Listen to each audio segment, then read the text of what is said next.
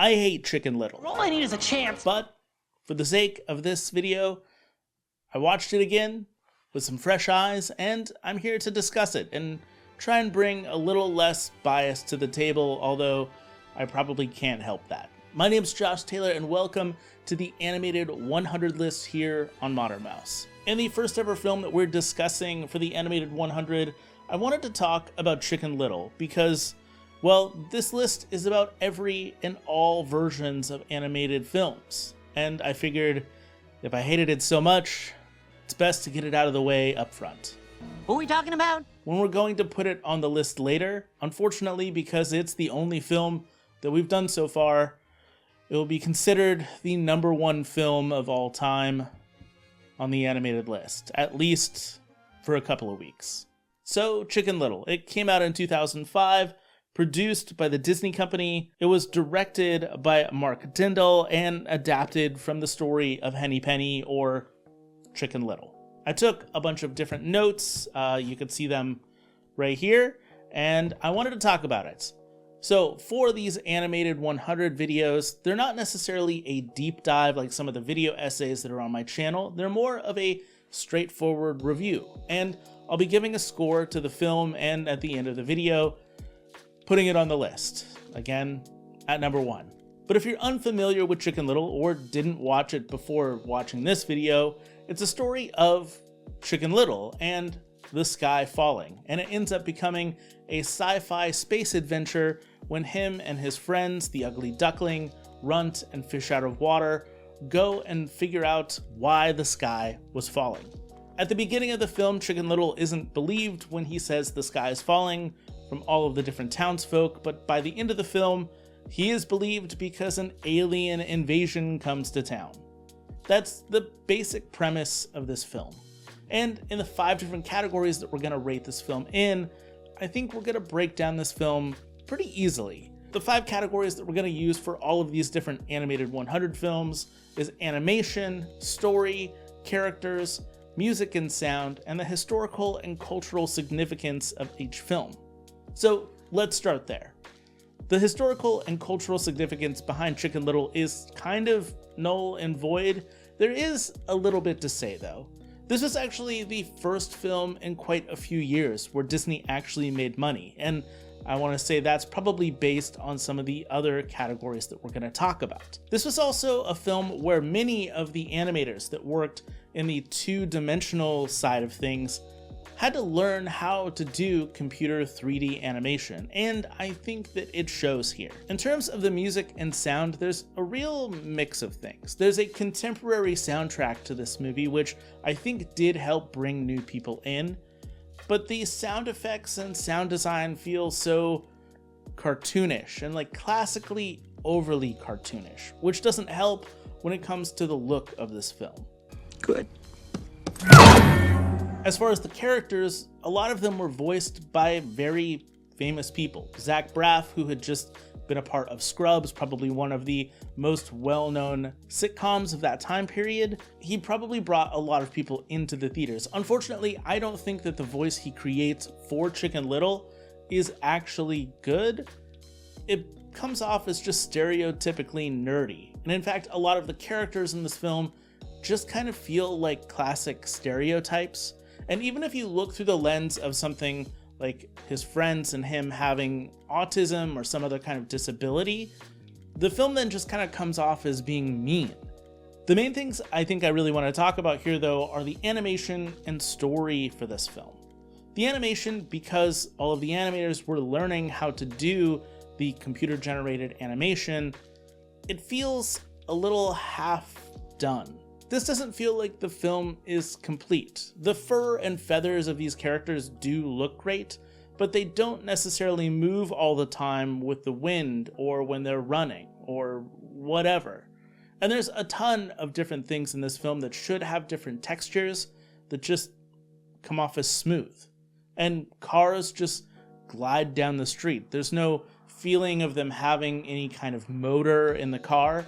And some of the background characters also seem to just kind of glide across the screen, or when they walk, there's no real weight to their character. in terms of how the characters even interact with the spaces around them. It just doesn't feel like those two things mesh well. For example, there's a scene in the first act of this film where a bunch of the kids are playing baseball. And even though they're running around on grass, the grass just never moves, whether it's because the wind is blowing or whether the characters are running on the grass. It just doesn't at all. And in another part of that scene where Chicken Little actually wins the baseball game for his team comes over and dumps Gatorade onto him. And the announcer up in the stands says that he looks like he's doused and wet and sticky. But when you go and look at Chicken Little, it looks like the Gatorade just flowed right off of him. He doesn't look wet or sticky as the rest of the characters lift him up in celebration. There are some things that work here. I think that the colors are fun, especially when you get into the sci-fi elements and there's a lot of neon glowing greens and different colors. I think that that's a lot of fun. But I also want to focus on the story here because the original Chicken Little story doesn't have a lot of depth to it. You actually get, within the first 5 minutes of this film, the whole sky is falling routine from Chicken Little, and then in the last act of the film, you kind of get the resolution. So there's a ton of space in the middle there to play with. And unfortunately, I don't feel like this film really figures out what story it's trying to tell. The entire first act really revolves around Chicken Little and his school friends not really being accepted at school and the baseball game that they end up playing. But by the end of the first act, it feels like all of that doesn't really matter, because once we pick up in the second act, it becomes a whole sci-fi film when we learn the sky that was falling was actually falling because there were aliens that were invading and they have their spacecrafts and they're looking for their lost child. Or at least they're looking for their lost child after the spacecrafts abduct Chicken Little and his friends, and then one of the children ends up going with Chicken Little. Where the story actually shines is in the father-son relationship between Chicken Little and his dad. Because at the very beginning of the film, he doesn't believe his son, and actually feels really embarrassed to even try to back up his son. But by the end of the film, he not only backs up his son, but he's proud of him, and there's this kind of beautiful father-son relationship that comes together. But the movie really focuses more on Chicken Little and his friends, who feel very one-dimensional. The jokes that they have sometimes are funny, but when they're played over and over again, they become less funny. There is some redemption for some of those characters. Runt, who is always afraid, learns to become less afraid through the power of karaoke, I guess. But those things don't really ever feel overly earned or even necessary, because the story really should be about Chicken Little and his father. But the film just kind of feels like it shoehorns that in. To give you my scores for all of these different categories, I want to say that the historical cultural significance of this film could be up to 10 points, but unfortunately I'm giving it a total of 1. And again, in each category you can get a possible 10 points. So in the sound and music category, where really the soundtrack is all it's got going for it, and even then the soundtrack never really feels like it's telling the story or helping to tell the story. In fact, in one scene, they play REM's It's the End of the World as We Know It, while juxtaposing it with the horror and scariness of an alien invasion.